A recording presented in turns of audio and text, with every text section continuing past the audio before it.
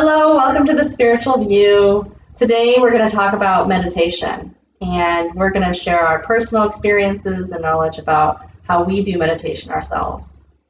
I'm Christina. I'm Bismas. I'm Christine. And I'm Karleen. So there's so many different types of meditation, and we're definitely not experts on all of them. So we're just going to focus, like Christine said, on our own experiences. Meditation can, range from Zen Buddhist meditation, where you're not trying to focus on anything at all. You're trying to clear your mind, to actually focusing on specific parts of your body and other types of meditation. The type of meditation that I learned, and which helps in being more intuitive, I believe, is one that I learned at the Berkeley Psychic Institute. And we focus first on grounding ourselves with the grounding cord that we spoke about in other videos. So that's basically from your first chakra, you imagine a cord going down to the center of the earth. And it's a really great way of clearing the energy in your space. You basically, anything that you feel, think of that you don't want in your space, you basically send it down the grounding cord. So think of it as a chute that, you're going to send down to the earth to recycle. And it really clears, it makes you feel lighter after you do it, I feel like. I don't know if any of you do a type of meditation that's similar, but That was the first one I learned about too. yeah. Being really empathic, I feel like that's one of the most important ones that I can do. Is just those simple techniques to just release the energy that I encounter on a daily basis. Yeah, I won't even be like meditating. I'll be driving, and if I get like off center because of angry people, I'll just ground. Even though I'm moving in a car, I can imagine a grounding cord and just grounding and sucking up the calmness of the earth energy into my body too. Yeah, it's a really great way of kind of cleaning out the clutter. I feel like, first you want to clean your house, get rid of all the dust, send it all down, wash it down with some, visualizations of water or whatever works for you, rainbow lights or, and then basically, like Christine said, running the earth energy. And so that's basically imagining the clean earth energy coming up through the bottoms of your feet, which is really interesting. In Chinese acupuncture, we have these points at the bottom of our feet called bubbling springs, and that is supposed to be the well point of where our energy comes from. So very similar, you're getting your energy from the earth, which is why walking barefoot is so great, right? Walking barefoot on the earth is supposed to be very Healing. Yes, healing and rejuvenating. Supposed to help with a lot of issues that people have. It's because we wear these shoes that don't allow that energy transfer anymore. So, Yeah, rubber will stop it. There's only a few number of types of soles that will actually let energy move through it, like natural, like wood or leather. Yeah. There's just it's not really practical to even wear those flip-flops. shoes. I don't think that doesn't let the earth energy come directly through.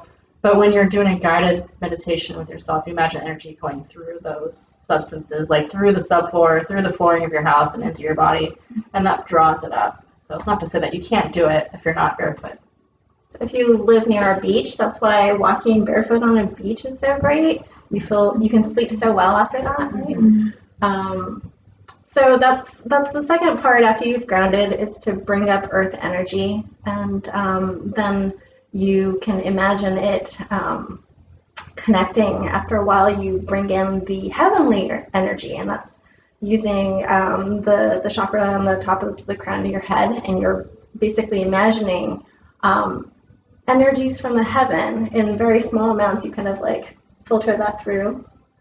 Do you guys do that too? It's like a beam of light or like a shower. You can see it in a lot of ways. Yeah, and you can think of what color do you need?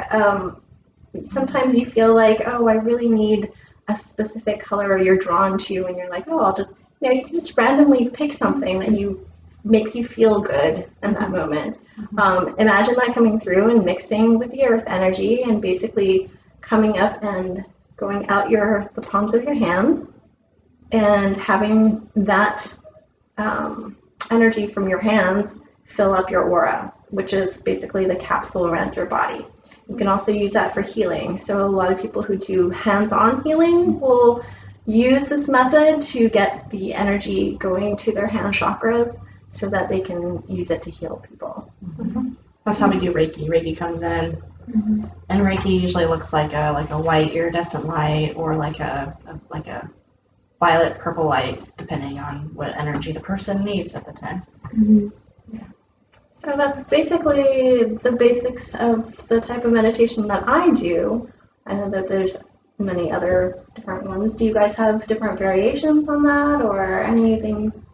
I mean, that's pretty much the one that I use on a regular basis, depending on what I need in the moment. You know, if I just need to think about nothing and just clear my mind, you know, then I try to focus on that. And, or if I just really need to clear energy out or clear my chakras out, you know, then I focus on that.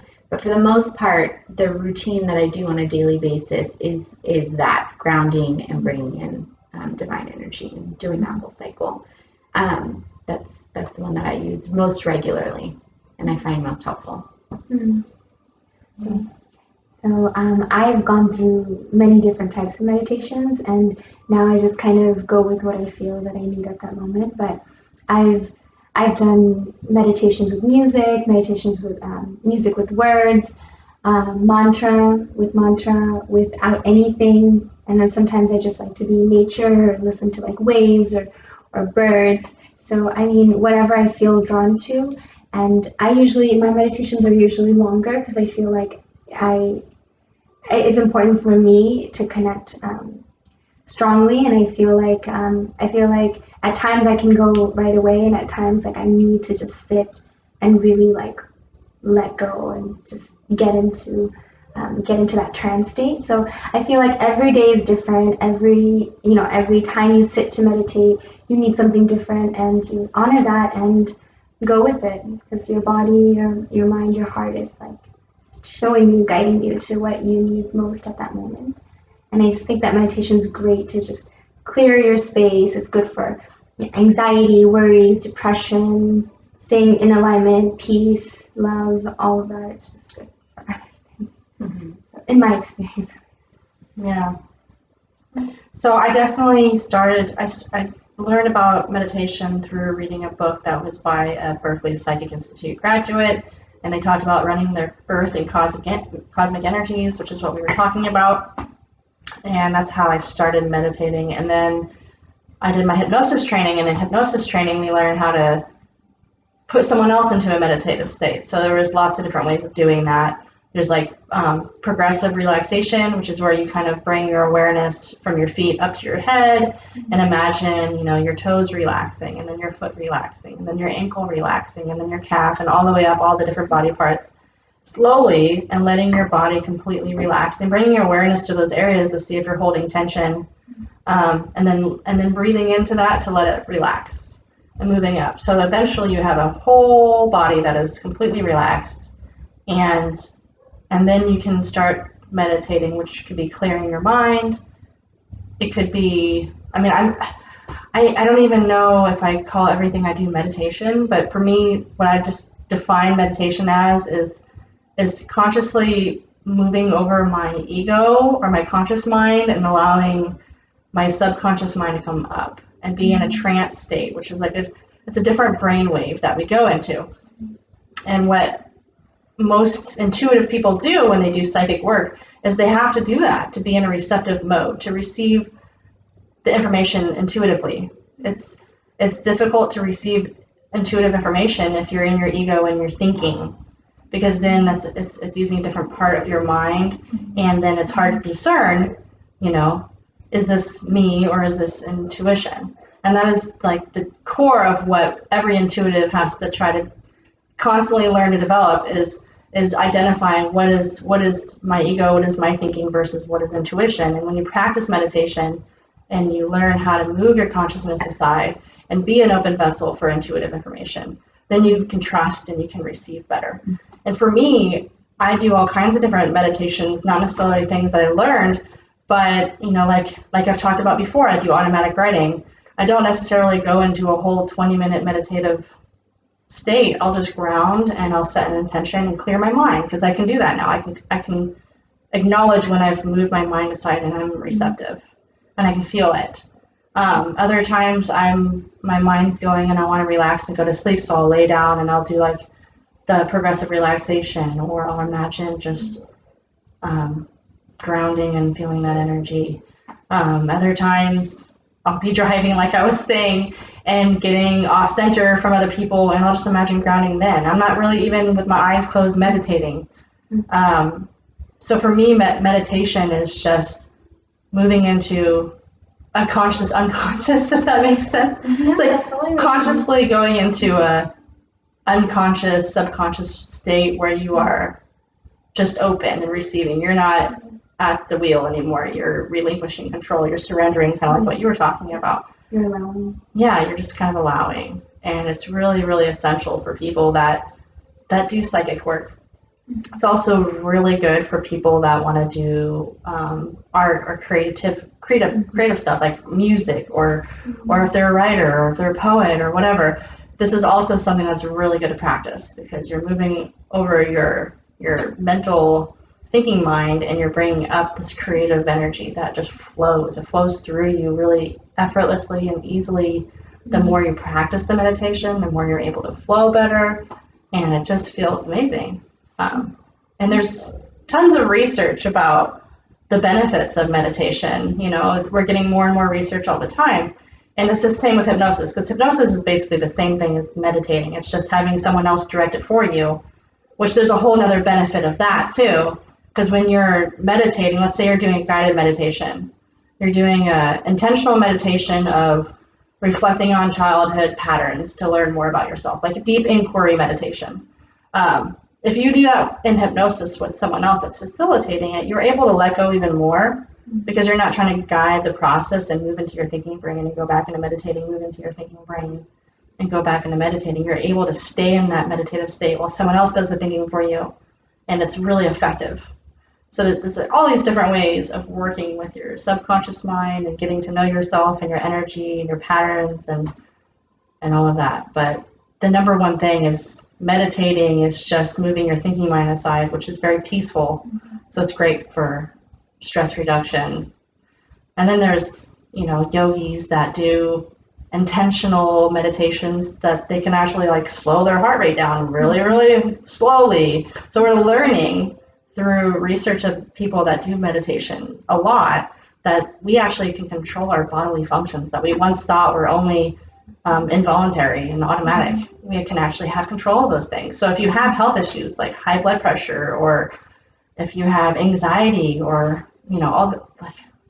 there's so many things. Meditation can help you to calm your mind, and you can envision healing any part of your body, envision slowing down anything that you need to slow down, envision slowing your heart rate down, envision your veins clearing, whatever is ailing you. You can use meditation to really focus your attention to where you want to do work. And that could be in your body, manifesting the future. It could be about letting go of the past. It could be about getting to know your own energy. There's a lot. Yeah. Go on and on and on. It soothes everything. It soothes you mentally, emotionally, physically, energetically, spiritually. It soothes your nervous system. It's just so beneficial and so positive, and it creates just a very peaceful, mindful state to live your life in on a daily basis. Some of the things that you can do to kind of get yourself into a position, because I know at the beginning meditating can be very difficult to do because your mind and your ego wants to get in the way and just wants to have a conversation the whole time. So some of the things that you can do is find a quiet space. You can do a guided meditation. You can put soundscapes on, relaxing music, incense. Yeah, find a group burn some incense or some sage. Sage yourself. Sage yourself. That centers your energy. That should just be a given. Candles, anything that's really relaxing and that just keeps you centered in the moment. Crystals are. Well, like you were saying, focusing on a flame. You know, like bringing your visual focus on something. Yeah. Or your audio focus on music. Yeah. So like the people use palm stones for meditating. It kind of just, I don't know, kind of just keeps you grounded in that state. There's lots of crystals that you can use. Amethyst, citrine, selenite, rose quartz, all sorts of good stuff. What are those necklaces called where people count? Rosary? Count beads? Yeah, rosary. Yeah, so you people use that to meditate because it helps them to focus. They're just counting. That, and what that does is it stops your mind from talking and getting in the way. So another thing that worked for me in the beginning when I first started meditating was to first deal with my physical body. So I would work out really hard or do a lot of yoga. That's why a lot of times, if you notice, after the yoga practice, you'll do like you'll do a really intense yoga practice, and at the end you're meditating, because sometimes you need to exhaust or channel your physical energy so that you can stay and come into more of a calm state. So that helps a lot. yeah, That's a great point. good advice. Yeah. No, I was just going to say, even like just doing it 5 minutes a day at the start of it, just start baby steps. Take baby steps. Don't get ahead of yourself, because it can get overwhelming and frustrating when you're not able to reach a certain kind of mental state. So just be patient with yourself and just allow yourself to learn and discover your energy and your space, and just being kind to yourself. 5 minutes a day, and then you can increase it as you go along, as you start to feel comfortable, and you might find yourself just naturally continuing and not even paying attention to time, so just notice what you feel or find in your space. I know that like when I first started, I was like, oh wow, that's a certain part of the back of my head just felt like there was a lot of stuff there, and I just worked on clearing it, just sending it down the grounding cord. So like you'll notice like, oh, that feels really dark or dense, or this feels a little, I don't know, heavier on one side, or you don't feel quite balanced from left to right, or even front to back. Like explore that space around you, and just notice and work on that energy, and you'll find that there's actually there's issues, there's things that you're holding on to in your space, or maybe you've picked up from other places, and they're really maybe there's no reason for you to carry that anymore. So once you notice it, you can work on it, and part of that is clearing it and being that clear slate that you can start channeling energy and intuitive wisdom and whatnot. Yeah, one thing we forgot to talk about, which is like the most important thing before you even meditate, is bringing your awareness to your breathing. We've been doing it for so long, we forgot about the basic breathing part. So like before, like just paying attention to your breathing is meditating. It's meditating and focusing on a process that's happening within you. And so first thing you can do is just notice your breathing. Focus on your breathing. What does it sound like? What does it feel like? Yeah, it helps you just be in your body too. Yeah, it helps you to be in your body. It helps you to notice if you're like shallow breathing or if you're tense. And it can help you open up and just kind of breathe deeper. Because when you breathe deeper, your body gets more oxygen, you relax more.